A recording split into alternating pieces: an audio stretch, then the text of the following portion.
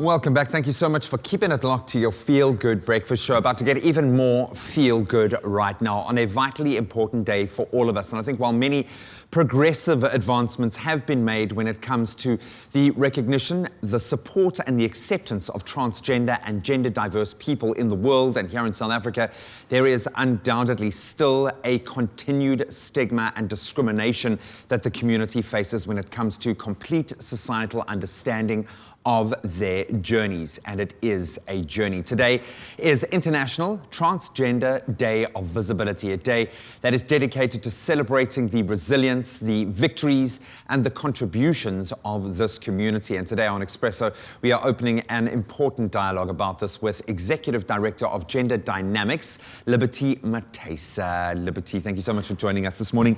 Look gorgeous. Look TV ready, look ready for a vitally important day today.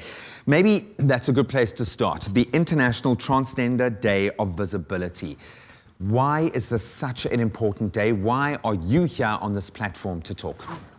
Thank you, Graham, and thank you for having us on this show.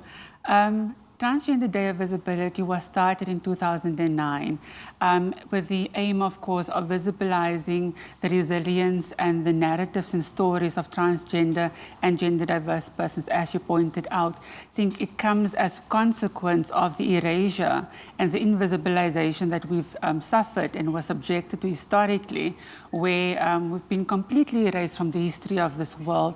And so it's important to position our narratives to say that we are here, we've always been here, and it's important to tell the diverse narratives within the community, because there's not only one way of being trans or gender diverse, there are multiple ways in which we embody our journeys as individuals. It speaks to humanity. There is not one way to be alive, there is not one way to live, and that is true across all manner of life as we know it. That's just the bottom line. And I'm so glad that you said that that's the way it's always been, because we forget too quickly. So days like this are vitally important. But you mentioned the word journey. I'm seeing before me a self-possessed, a very confident, a very powerful woman. What has it taken for you to get to this point?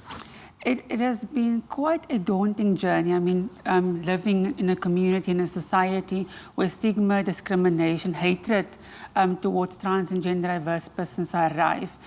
It takes quite a lot out of you to be able to excel and achieve your goals and objectives, where everything is counted against you as an individual. So I think for me, it has really been a resilient heart, a resilient mind, but also the support of a community, the love of a family, the inclusion and the respect within faith-based communities, the church that I grew up in. It has taken mentorships from other people to be able to guide my way in getting to where I am today. That isn't the case. And I want to say lucky, and I know that's a loaded statement to make, but you have had those people, you have had that community, you have had acceptance in areas where often there is not. How important has that been for you? And is that a unique story to you, or do you think the world is starting to shift when we think of the more traditional kind of thought-based, certainly within religion, certainly within communities? Are you feeling like that shift is starting to happen? Do you feel like that the narrative is starting to change? I do think so. However, I don't think that it is happening fast enough. We are losing far too many trans and gender diverse persons due to suicide because of being marginalized. And at the same time, when we're looking at the South African context, we find that we do have laws in place to be able to protect our rights. The Constitution, for one, in the Equality Clause, is very clear that non-discrimination shall not root itself within this context, and we need to do everything that we possibly can to ensure that that can be uprooted. We've got the Alteration of Sex Description and Sex Status Act that has been hard fought for and hard won by our elders and also allies at the time in 2003, that now allows us to be able to change our gender markers legally with the Department of Home Affairs, and that is an ongoing battle to get broader recognitions in the country. So we've made headway. There's been a lot of shifts, but still a lot of shifts still to come.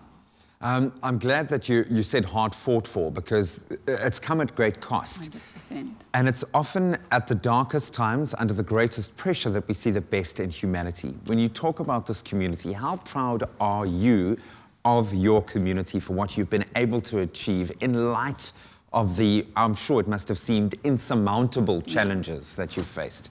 I mean, I'm so proud to be part of the trans and gender diverse community because of the impact that stigma, discrimination, and violence has had. The fact that one can survive that and thrive despite that, and that is true for all of my siblings across this country, South Africa, but also globally, is testimony to the strength that we embody and what we can accomplish, not only as individuals, but when we unite our efforts to make positive change happen, not only for ourselves, but also for the broader society. Thank you so much for joining us this morning. A little bit later, we're going to be chatting to one of your peers, Grayson Taylor.